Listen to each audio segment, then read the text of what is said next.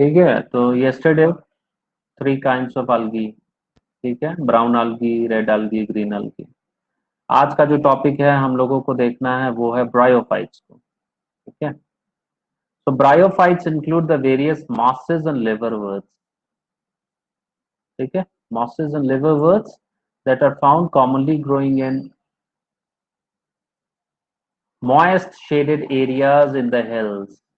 ठीक है, ये पूछता है mosses and liverworts जो हैं वो किस ग्रुप को बिलोंग करते हैं। तो आपको इसका फीमेल थैलस और मेल थैलस आपको दिया हुआ है। उसी तरह मॉसेस आप देखें सी और डी में, सी फ्यूनेरिया हो गया और डी आपका जो है स्पैग्नम।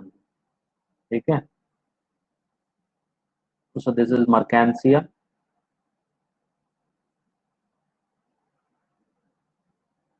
आपको दिखेगा दैट इज कॉल्ड सेटा। और finally that gives way to capsule. ठीक है, उसी तरह ये डी में आइए, सो दिस इज स्पैग्नम। ठीक है,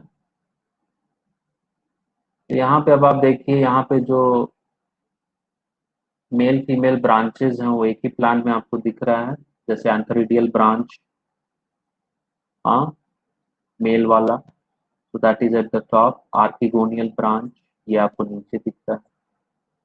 ठीक है, तो कहने का मतलब है ये डायग्राम इसलिए इम्पोर्टेंट है क्योंकि ये क्या करता है, मैं यहाँ 37 लिख दे रहा हूँ कि कोई भी डायग्राम उठा के पूछ सकते हैं, या तो उसको नेमिंग करने के लिए दे देगा, ये पार्ट्स बताइए क्या है, थीटा है, कैप्सूल है, ठीक है, इस टाइप से वो दे देते हैं। या तो फिर ऑर्गेनिज्म का नाम ही पूछ देते हैं कि मर्केंसिया का फीमेल थैलस है, मेल थैलस है, स्टैग्नम है, फ्यूनेरिया है। इस टाइप के आपको क्वेश्चंस यहाँ से आपसे पूछे जा सकते हैं। ठीक है, नेक्स्ट पॉइंट आता है bryophytes are called amphibians of the plant kingdom. Why? Because these plants can live in soil but are dependent on water for sexual reproduction। ये आपका 38 क्वेश्चन बनेगा। ठीक है, 38 क्वेश्चन क्या है कि ब्रायोफाइट्स को हम एम्फीबियंस भी बोलते हैं। अब ये एम्फीबियंस का मतलब क्या होता है? एम्फीबियंस का मतलब होता है वो पानी में भी रह सकता है, डुअल हैबिटेट है इनका, हाँ, वाटर और टेरेस्ट्रियल दोनों है। ठीक है, तो मतलब दोनों जगह पाए जाने चाहिए। तो प्लांट किंगडम का ये वो ग्रुप है जो कि आपको दोनों जगह मिलेगा, पानी में भी मिलेगा, धरती पे भी मिलेगा। इसलिए इसको हम लोग amphibians of the plant kingdom बोलते हैं। ठीक है, सॉइल में रहेगा लेकिन सेक्सुअल रिप्रोडक्शन के लिए उसको पानी की दरकार पड़ेगी। ठीक है, गैमेटिक मूवमेंट के लिए। So they usually occur in damp, humid, shaded localities, ये आपको पहले भी बताया गया। They play a very important role in plant succession on bare rocks and soil. This becomes another question, 39th question। ठीक है, तो ब्रायोफाइट जो है, जब मान लीजिए सक्सेशन, इकोलॉजिकल सक्सेशन होता है, तो जब धरती पे कुछ नहीं होता है, मतलब मिट्टी पे कुछ नहीं होता है या रॉक्स बेयर है, खाली है, हाँ, तब लीकेंस के बाद इन्हीं का नंबर आता है कि ये ग्रो करेंगे। ठीक है, so they play a very important role in succession. The plant body of bryophytes is more differentiated than that of algae। अब ऑब्वियसली है algae जो है वो लेस डिफरेंशिएटेड है, evolutionarily लेसर बीइंग है। तो जैसे जैसे evolution हुआ है, मोर एडवांस्ड ऑर्गेनिजम्स का ग्रोथ हुआ है। ठीक है, अब यह क्या है, algae से ज्यादा ये evolutionarily एडवांस्ड है, तो इनमें डिफरेंशिएशन जो होगा, कॉम्प्लेक्सिटी जो होगी वो ज्यादा होगी। तो it is thallus like, prostrate and erect। ठीक है, and attached to the substratum by unicellular or multicellular rhizoids। तो ये आप देखे होंगे यहाँ पे डायग्राम में ऊपर, आप वहां पे क्या था, सॉइल से टच कर रहा है, सबस्ट्रेटम मतलब ग्राउंड से आप उसको कनेक्शन मानिए।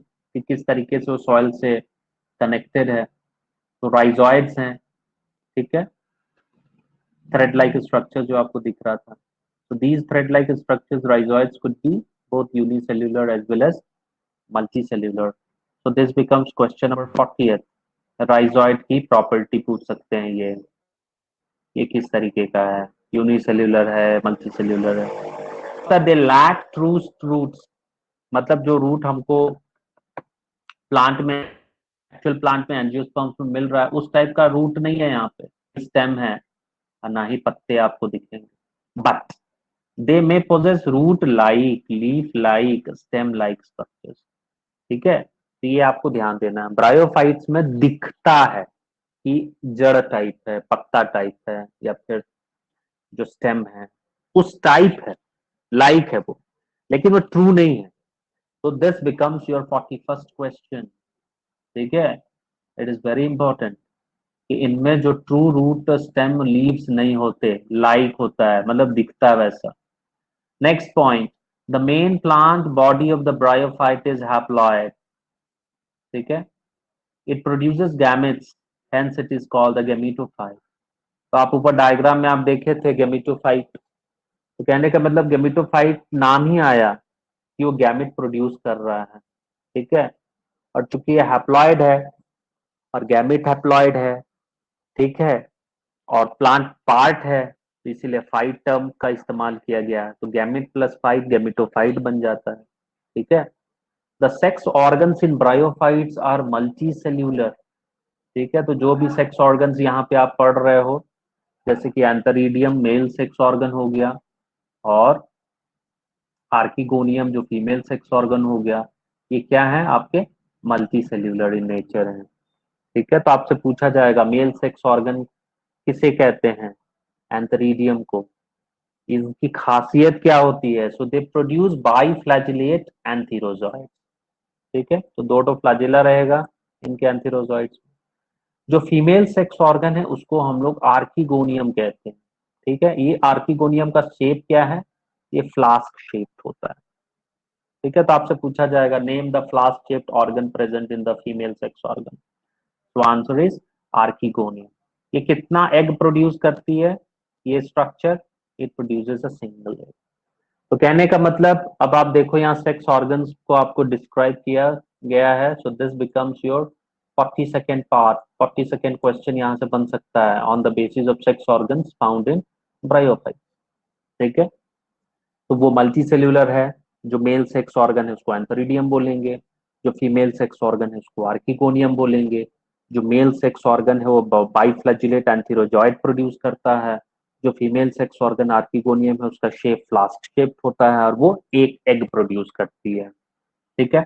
These antherozoids are released into water, ठीक है। अब यहाँ आया, इसीलिए वो amphibians of the plant kingdom कहलाता है, क्योंकि जो ये मेल जो गैमिट्स हैं, एंथीरोजॉइड्स, ये पानी में रिलीज कर दिए गए।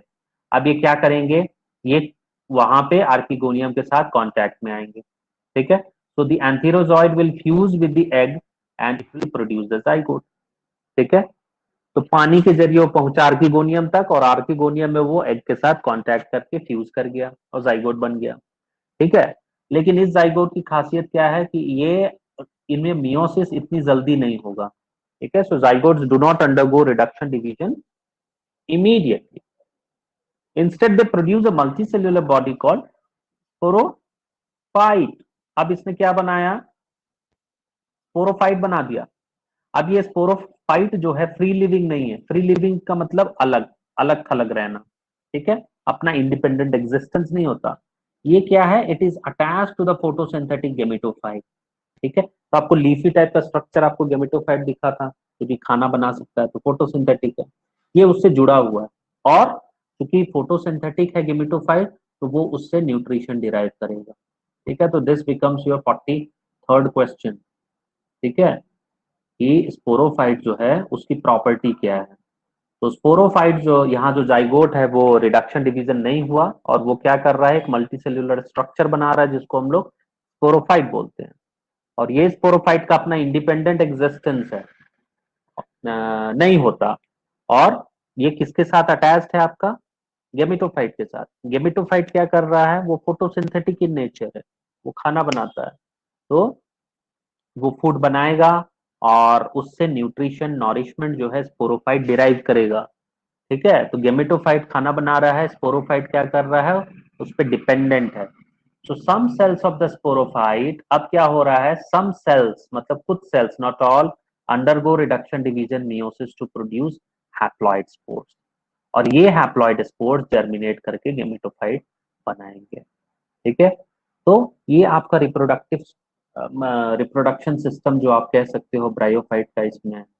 ठीक है, तो एक बार फिर से अगर हम रिवाइज करें इसको तो हम क्या बोलेंगे कि जो मेन प्लांट बॉडी है वो ब्रायोफाइट का हैप्लॉइड है, और वो गेमिट प्रोड्यूस कर रहा है, फोटोसिंथेटिक है, तो उसको हम लोग गेमिटोफाइट बोलेंगे।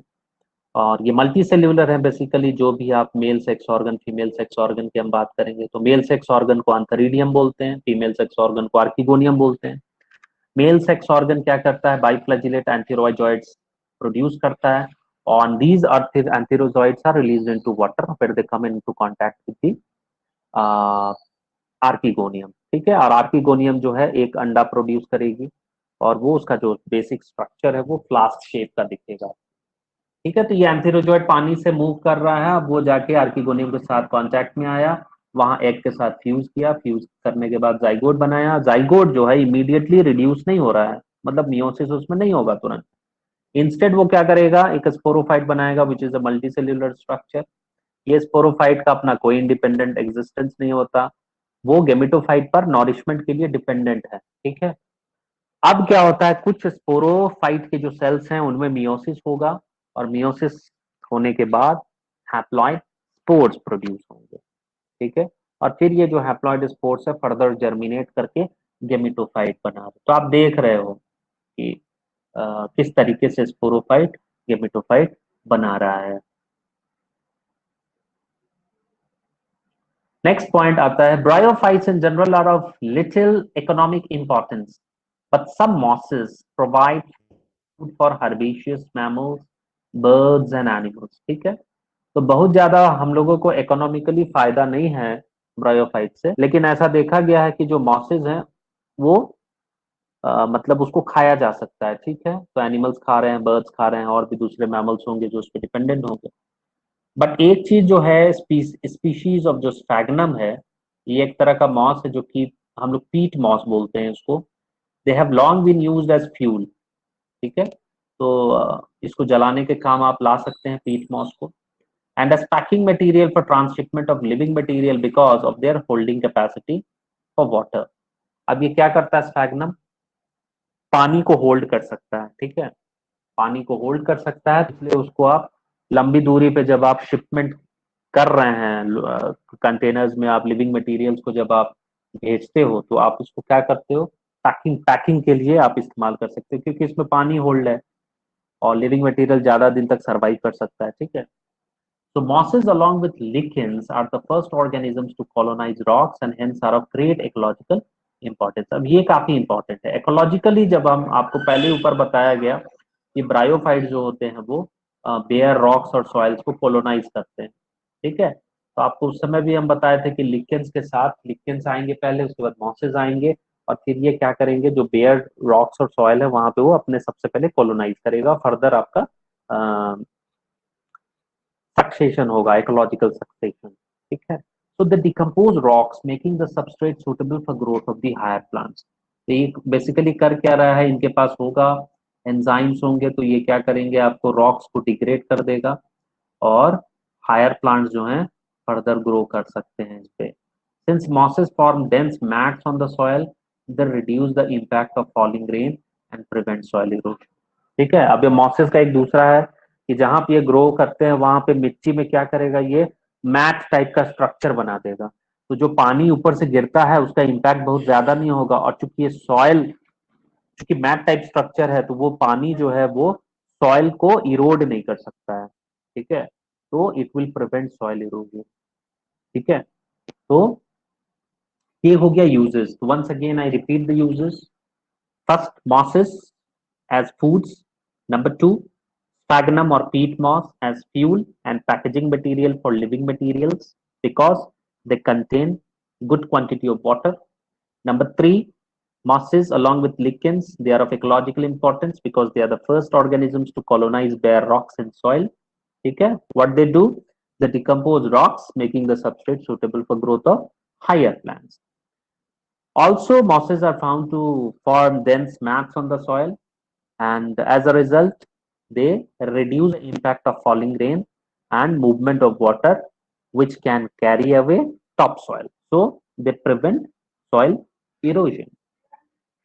ठीक है, अब यहाँ तक आपको कोई सवाल है तो आप पूछ सकते हो, कोई है ऐसा सवाल? Is it clear? Yes, okay. तो यहाँ से अब यहाँ पे जो आपको क्वेश्चंस आपको बताए 43 क्वेश्चंस हमने यहाँ sporophyte is not free living and attach to the photosynthetic gametophyte, ये बताया था मैंने। अब ये जो स्पैगनम जो है, this is again a question which they ask, what is peat moss, तो उसका साइंटिफिक नाम पूछता है ये। so this becomes your 44th question. ठीक है, mosses along with lichens are of great ecological importance. This becomes your 45th question. ठीक है, तो यहाँ से 45 क्वेश्चन अभी तक चैप्टर में हम लोग देख चुके हैं कि बनते हैं। Now bryophytes they are divided into two types, liverworts and mosses। तो हम लोग एक एक करके देखेंगे कि लिवरवर्ट्स क्या होता है, क्या करता है। ठीक है, so liverworts, they live in moist, shady habitats such as banks of streams, marshy ground, damp soil, bark of trees, deep in the woods। कहने का मतलब जहां कहीं भी ह्यूमिडिटी ज्यादा है, शेडीनेस है, वहां पे लिवरवर्ट ग्रो कर सकता है। ठीक है, सिंपल वे। ठीक है, the plant body of liverwort is thalloid. Example, Mercantia. The thallus is dorsiventral and closely oppressed to the substrate. The leafy members have tiny leaf-like appendages in two rows on the stem-like structures. तो ये basically आपको यहाँ पे बताया जा रहा है कि इनका जो स्ट्रक्चर कैसा है, बाहर से देखने में ये कैसा लगता है। ठीक है, समझ में आ रही है बात यहाँ पे?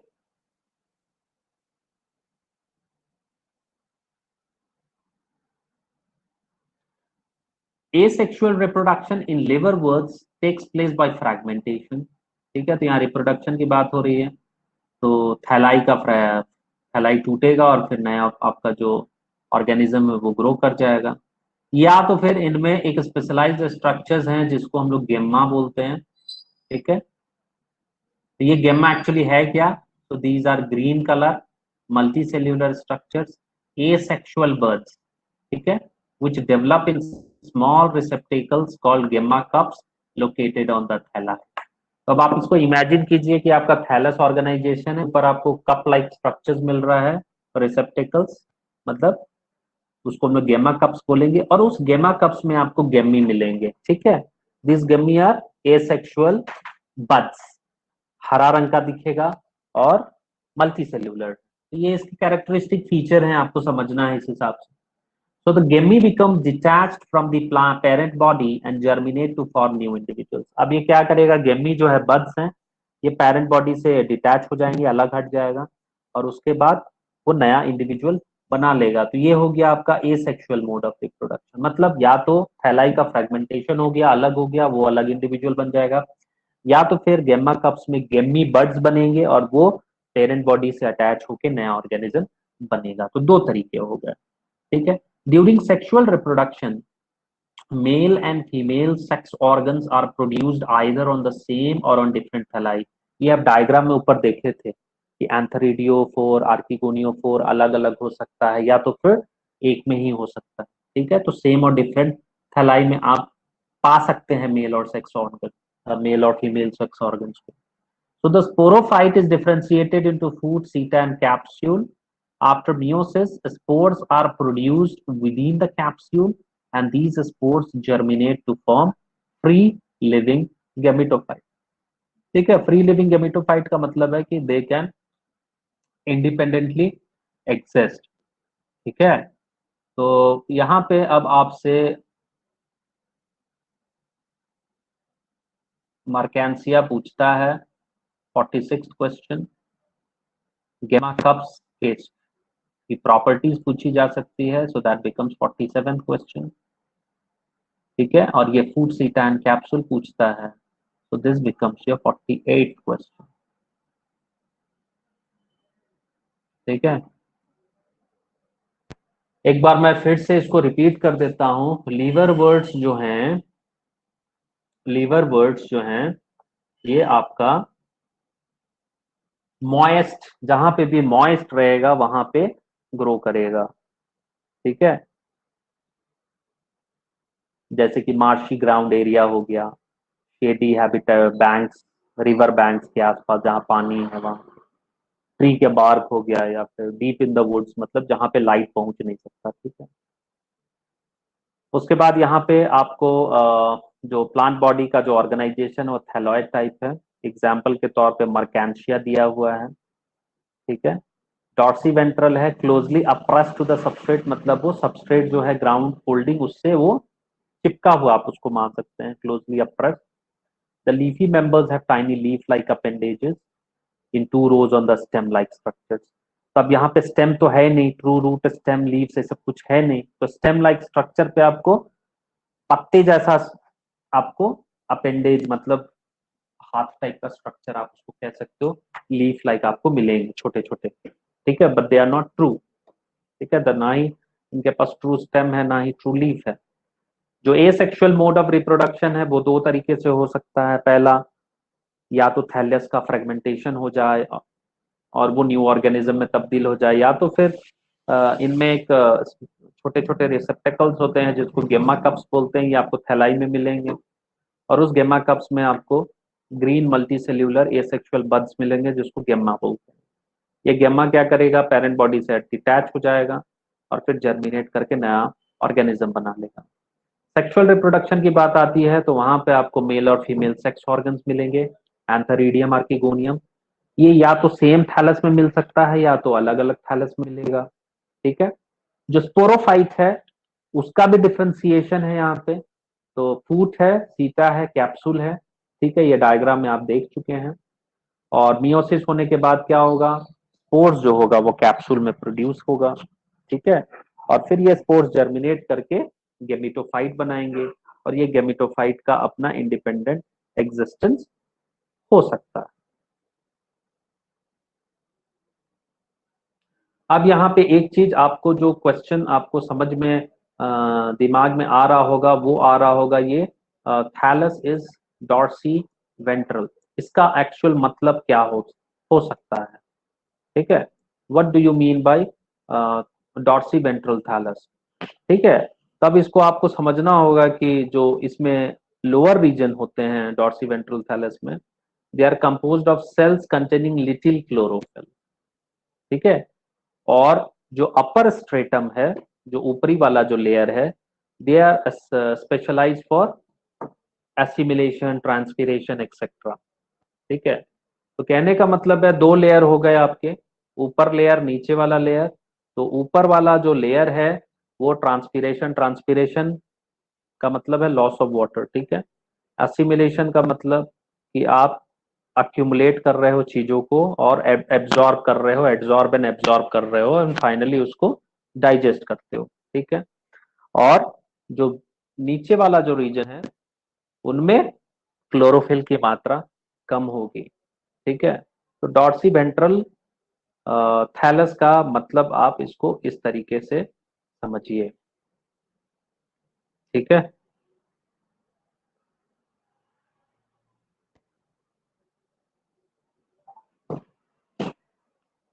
कोई सवाल।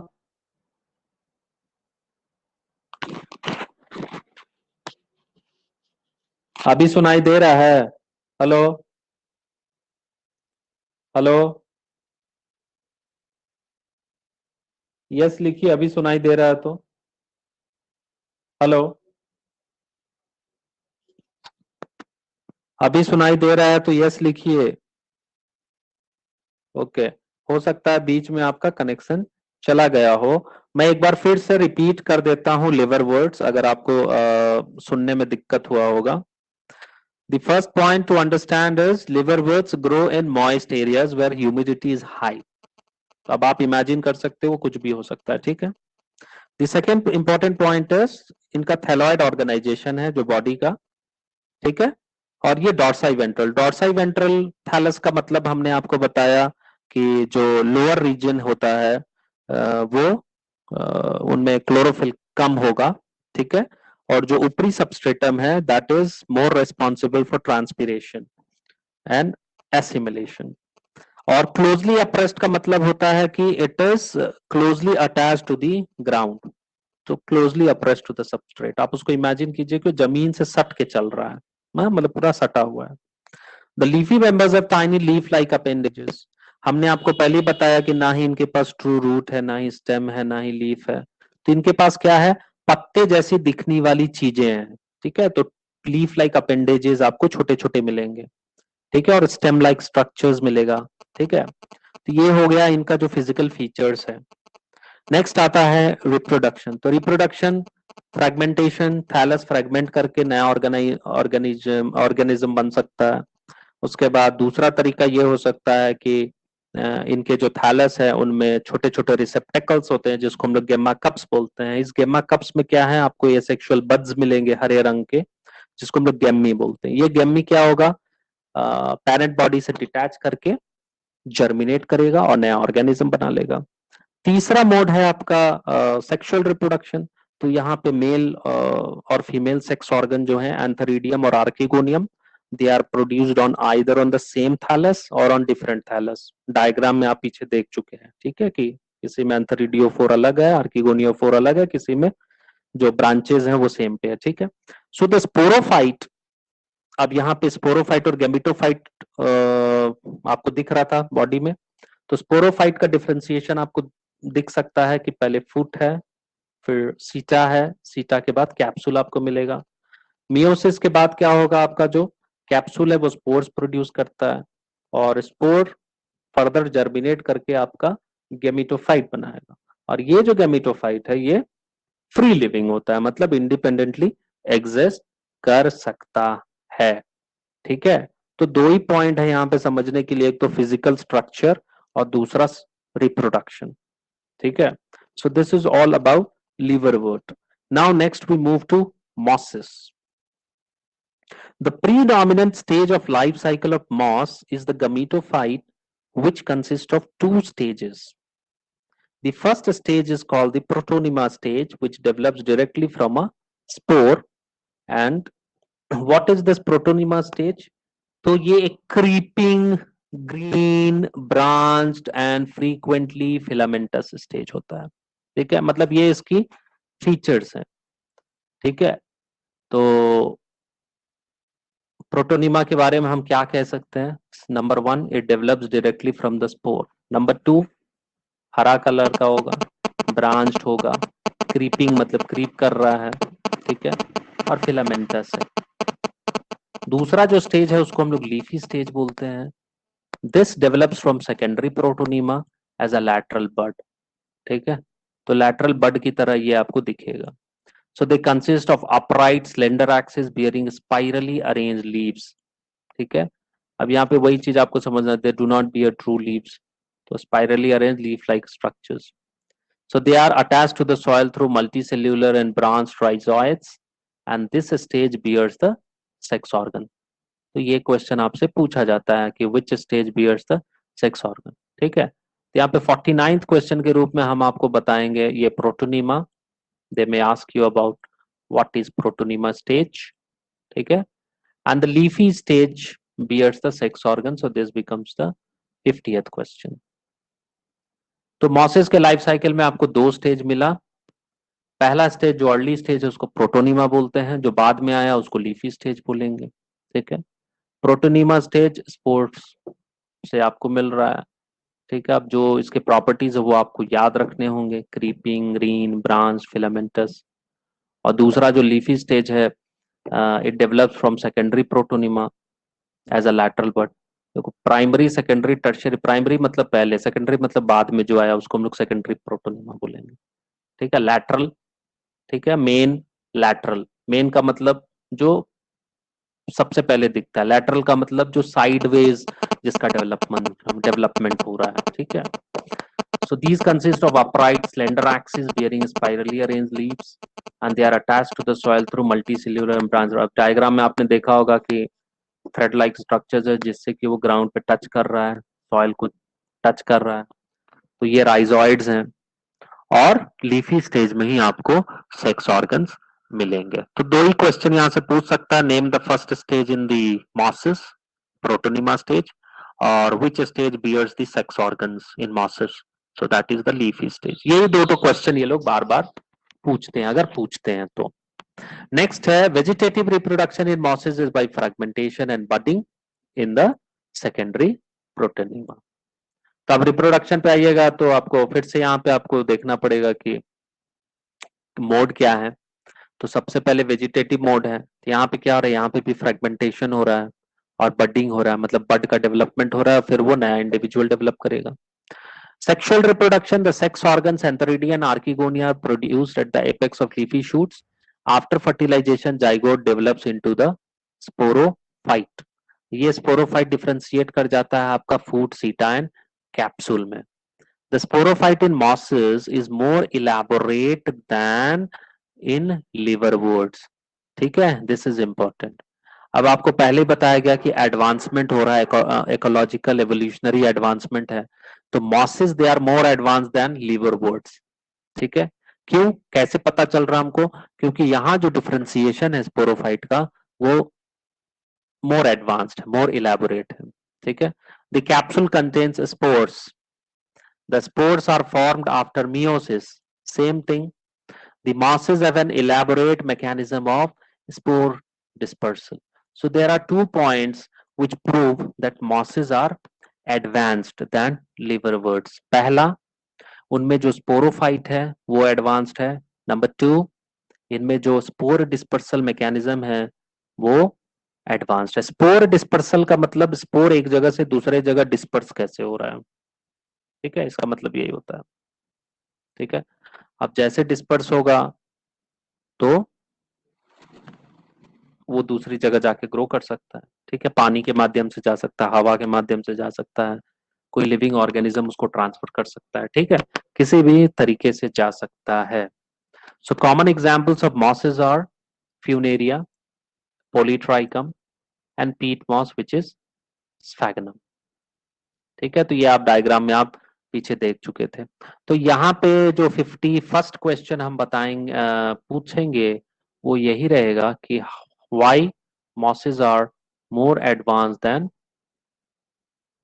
liverworts, ठीक है। 2 पॉइंट बताइए जिससे कि हमको पता चले कि मॉसेस ज्यादा एडवांस्ड क्रीचर्स हैं। फर्स्ट क्या है, स्पोरोफाइट। दूसरा क्या है, mechanism of spore dispersal.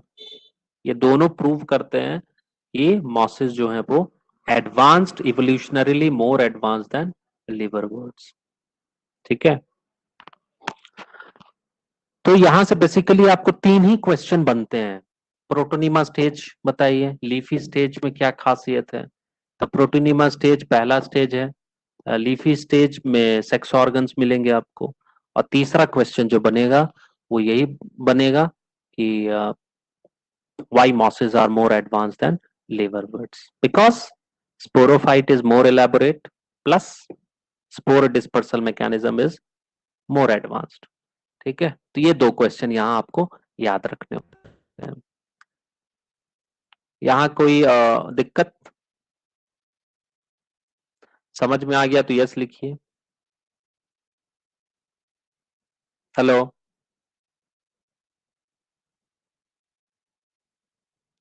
So this is all about bryophytes. अब नेक्स्ट पॉइंट हम लोग चलते हैं टिरिडोफाइटा, ठीक है। The pteridophytes include horsetails and ferns. Horsetails and ferns. The pteridophytes are used for medicinal purposes and as soil binders. ठीक है। अब ये एग्जाम में आपको पूछता है, जैसे वहां पे मैंने आपको कहा लिवरवर्ट्स एंड मॉसेस किस ग्रुप को बिलोंग करते हैं, तो उसी तरह ये आपको हॉर्सटेल्स एंड फर्न्स पूछ सकता है कि ये कहाँ मौजूद है। तो this becomes your 52nd question, ठीक है। उसके बाद इन कहाँ यूज होते हैं, so this becomes to 53rd question.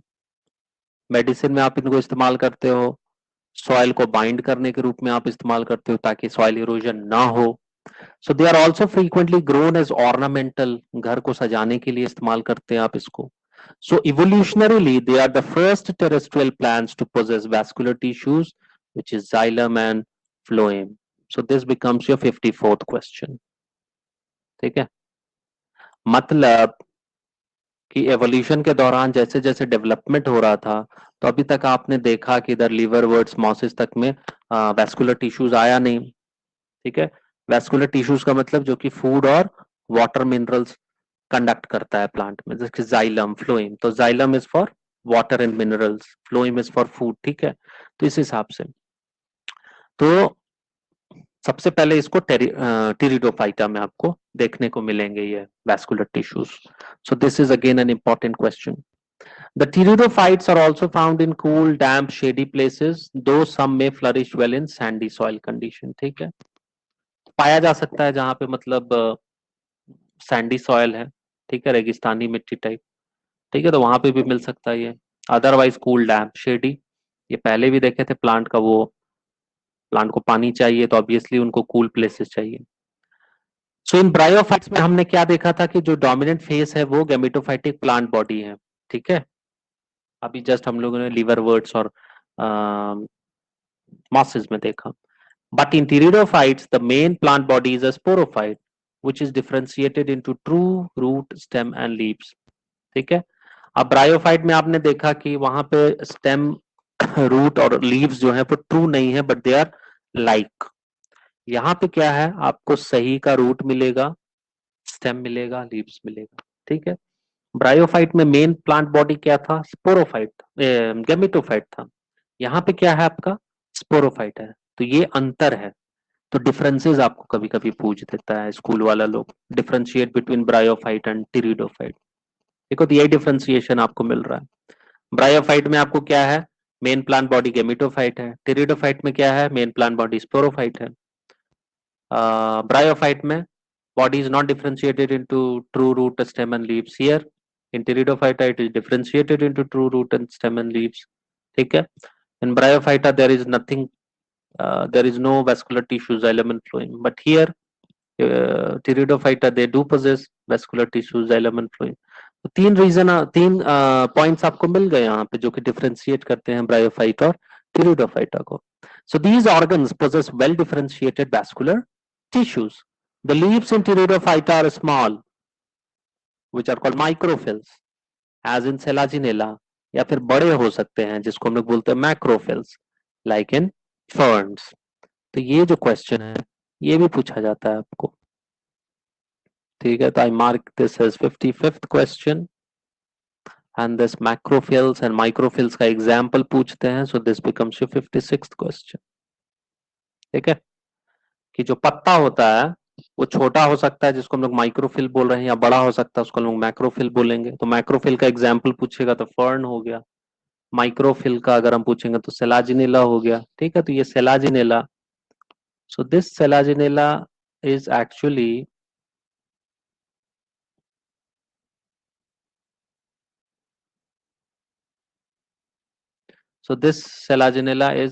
आपको, आपने रामायण देखी होगी, तो रामायण में हनुमान जी को जब इंद्रजीत ने बाण मार दिया था तो हनुमान जी पूरा पर्वत उठा के लाए थे।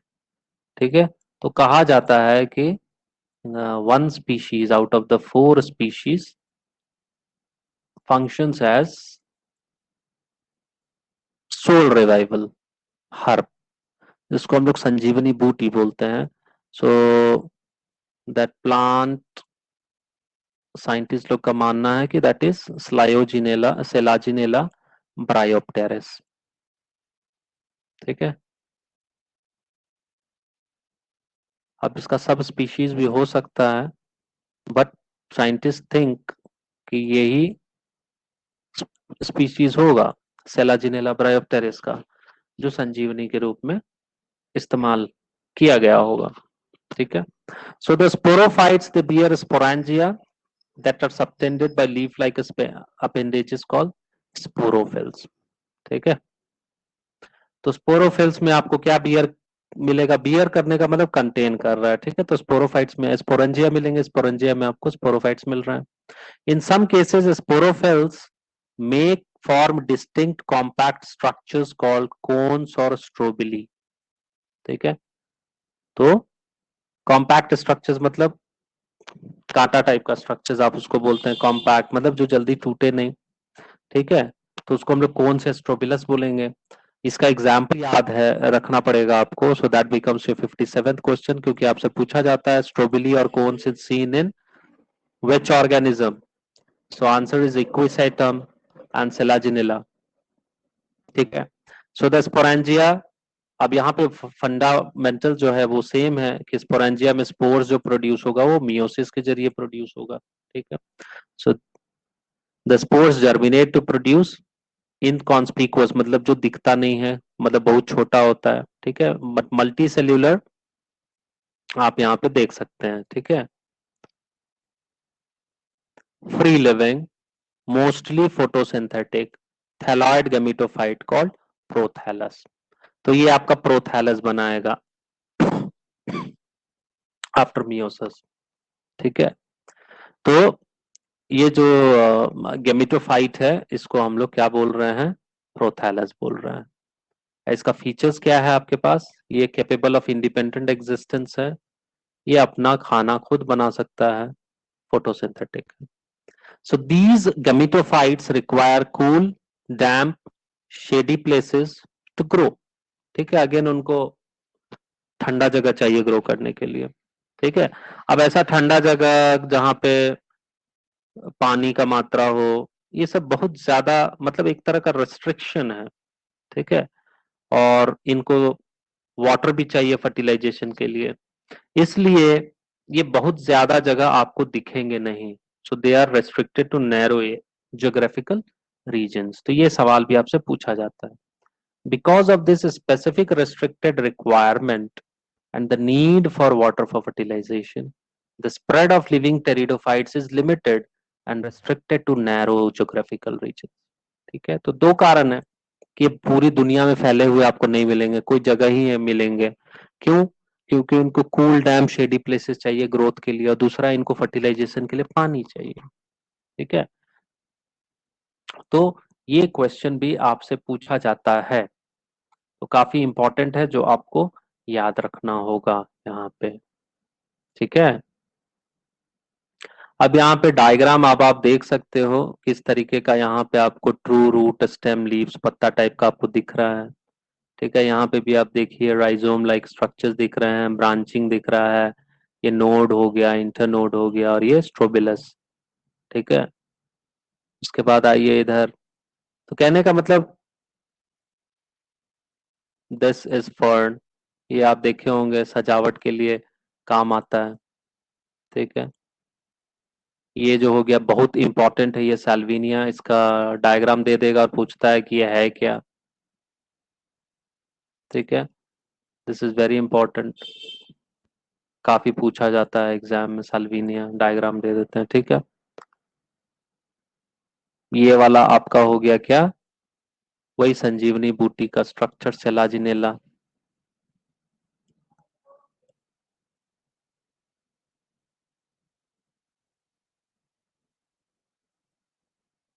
And this one is Equisetum. तो कहने का मतलब है कि आपको डायग्राम याद होना चाहिए कि कौन कैसा दिखता है. ठीक है.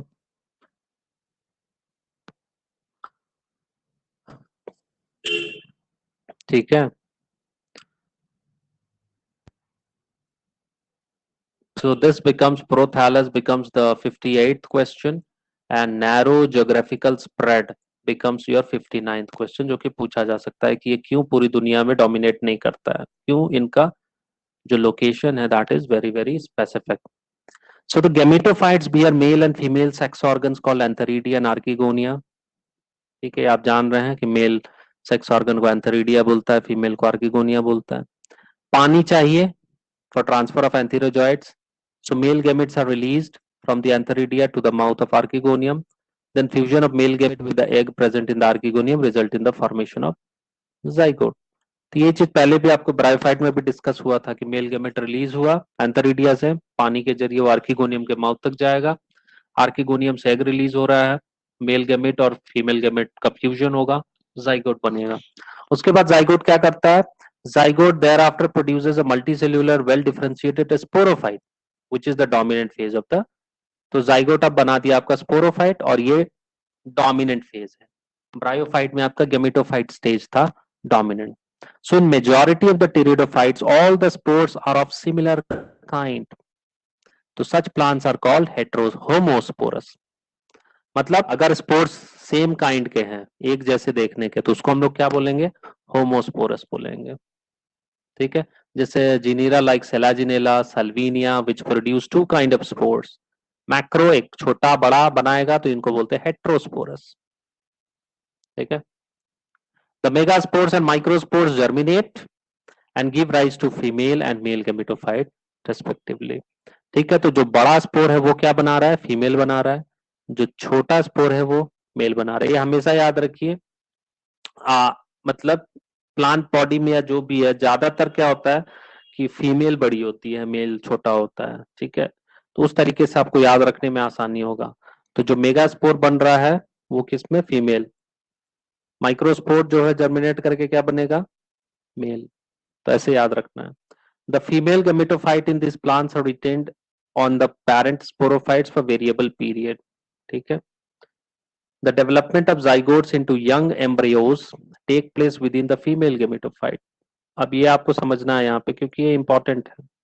अब जाइगोट का फर्दर डेवलपमेंट होगा, वो एम्ब्रियो में तब्दील होगा, और ये कहीं हवा में नहीं हो रहा है, पानी में नहीं हो रहा है, but it is taking place within the female gametophyte. ठीक है, so this event is a precursor to the seed habit considered as important step in evolution. Again a very important question जो कि यहाँ पूछा जाता है कि seed habit का प्रिकर्सर क्या है। तो टीरिडोफाइटा में आप क्या देख रहे हैं, जो जाइगोट का डेवलपमेंट हो रहा है यंग एम्ब्रियो में, वो फीमेल गैमेटोफाइट के अंदर होता है। ठीक है, तो जैसे आप देख रहे हैं सीड, हाँ सीड बनता है, फ्रूट के अंदर आपको सीड मिल रहा है, तो ये उसी तरह का, मतलब आगे हम एक्सपेक्ट कर सकते हैं कि एवोल्यूशन में वैसा कुछ होने वाला होगा। ठीक है, so this is a important event which is a precursor to seed habit और सीड हैबिट फॉर्मेशन, और ये आपका एग्जाम में पूछा जाता है। तो 59 ये होमोस्पोरस कंडीशन क्या है। ठीक है, heterosporous, this is again a very important question, Selaginella and Salvinelia, and seed habit formation 62nd question, so that is also important. Pteridophytes are further classified into 4 classes. 4 classes क्या क्या हैं, psilopsida, उसका example है Psilotum, Lycopsida, Lycopsida में आपको Selaginella मिलेगा, lycopodium मिलेगा, स्फिनोप्सिडा उसमें आपको इक्विसेटम मिलेगा, टीरोप्सिटा जिसमें आपको टेरेस, ड्रायोप्टेरिस और एडियंटम मिलेंगे। अब ये भी आपका एक इंपॉर्टेंट क्वेश्चन इसलिए बनता है, मैच द फॉलोइंग का क्वेश्चन ये लोग यहाँ से बनाएंगे। क्यों बनाएंगे यहाँ पे, क्योंकि यहाँ पे 4 क्लासेस है, तो एक कॉलम में 4 क्लासेस दे देंगे और दूसरा क्लासेस में वो क्या करेंगे कि एग्जाम्पल दे देंगे और आपसे पूछेंगे कि बताइए, मैच कीजिए कॉलम ए और कॉलम बी। ठीक है, तो सिलोप्सिडा तो आप आसानी से याद रख सकते हो, साइलोटम होता है। लाइकोप्सिडा में आपको लाइकोस वर्ड है तो एक लाइकोपोडियम है, बट आपको याद रखना पड़ेगा सेलाजिनेला भी है उधर। ठीक है, स्फिनोप्साइडा उसमें इक्विसेटम है, टिरोप्साइडा, टिरोप्साइटम में अब आप देखिए टेरिस है तो वो आप पकड़ सकते हो, ड्रायोप्टेरिस है वो भी आप पकड़ सकते हो, बट एडियंटम वो अलग लग रहा है तो वो आपको याद रखना पड़ेगा। ठीक है, तो ये है आपका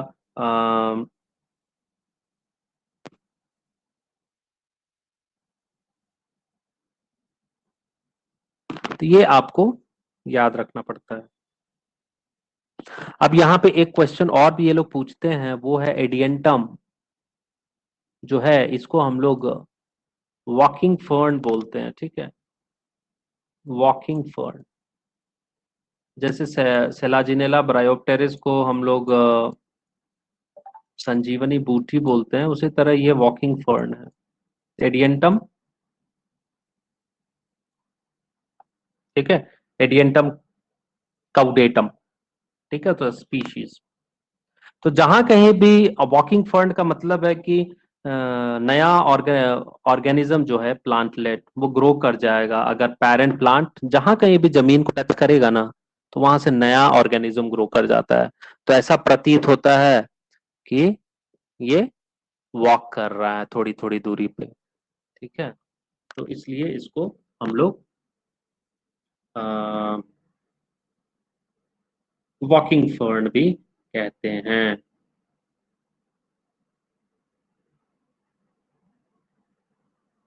समझ में आई बात?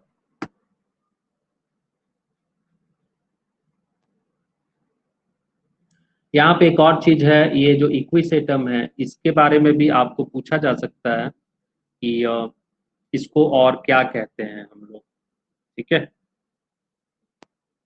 इसको हम लोग स्काउरिंग रश कहते हैं।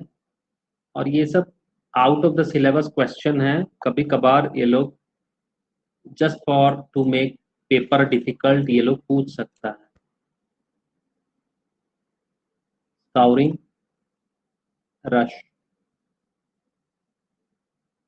ठीक है, इस टाइप के क्वेश्चन बना सकते हैं, आ, जिसका कोई ये नहीं है, आ, मतलब कहने का मतलब है कि you can not predict such question.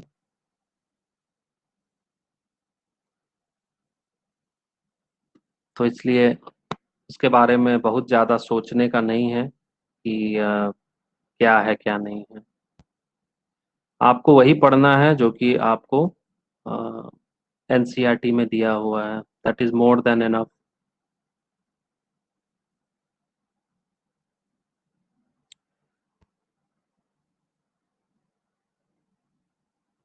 ठीक है। अब यहाँ पे मैंने आपको एक चीज बताया था कि ये सेलाजिनेला और साल्विनिया जो है होमोस हेट्रोस्पोरस हैं। ये होमोस्पोरस का एग्जाम्पल इन लोगों ने नहीं दिया है, तो वो आप यहाँ पे अब आप लिख सकते हो, जैसे लाइकोपोडियम हो गया, लाइकोपोडियम देन इक्विसेटम, ठीक है। ये होमोस्पोरस है। तो ये सब एग्जाम्पल्स पूछते हैं, इसलिए you need to learn this. तो दो दो एग्जाम्पल सफिशियंट है। जो कॉमन एग्जाम्पल पूछता है वही याद रखना चाहिए। तो Equisetum and Lycopodium they are homosporous. Selaginella, Salvinia, Marsilea, ये सब जो है आपके हेट्रोस्पोरस कंडीशन रहेंगे। हेट्रोस्पोरस का मतलब दो तरह का स्पोर बन रहा है, एक छोटा एक बड़ा, मैक्रो और माइक्रो, ठीक है। होमोस्पोरस का मतलब कि सेम काइंड के स्पोर्स बनते हैं, ठीक है। तो ये था आपका टिरिडोफाइटा। कोई सवाल? समझ में आ गया? हेलो। तो बेसिकली यहाँ पे कुछ है नहीं, समझने को कुछ नहीं है। जो की टर्म्स हैं वो समझना है और फीचर्स याद रखने हैं, ठीक है। तो फीचर्स याद रखिएगा तो आप आसानी से समझ जाइएगा। जो जो क्वेश्चन जो जो हम मैं मार्क करता चला जा रहा हूँ कि कहाँ से क्वेश्चंस बनाया जा सकता है, तो आप सोच लो कि ये चैप्टर में अब तक हम लोग 63 क्वेश्चंस बना चुके हैं, ठीक है। अब कभी कभी इंटरलिंक्ड क्वेश्चंस भी बनते हैं, ठीक है, तो वो डिफिकल्ट क्वेश्चंस होता है जो इंटरलिंक्ड बनता है। या मैंने डायरेक्ट क्वेश्चंस का मार्किंग किया है कि डायरेक्ट क्वेश्चंस यहाँ से बन सकता है, ठीक है। तो कल हम लोग जिम्नोस्पर्म्स देखेंगे, ठीक है। अभी तक हम लोगों ने algae देखा, ब्रायोफाइट देखा, टिरिडोफाइट देखा। कल जिम्नोस्पर्म्स देखेंगे, उसके बाद एंजियोस्पर्म आएगा। वो दोनों बड़े बड़े हैं टॉपिक, ठीक है। समझ में आई बात? कोई सवाल? Hello. Okay, so we exit this class. मैंने रिकॉर्डिंग बंद कर दी है। प्रेजेंटेशन भी मैंने बंद कर दिया है। Bye bye.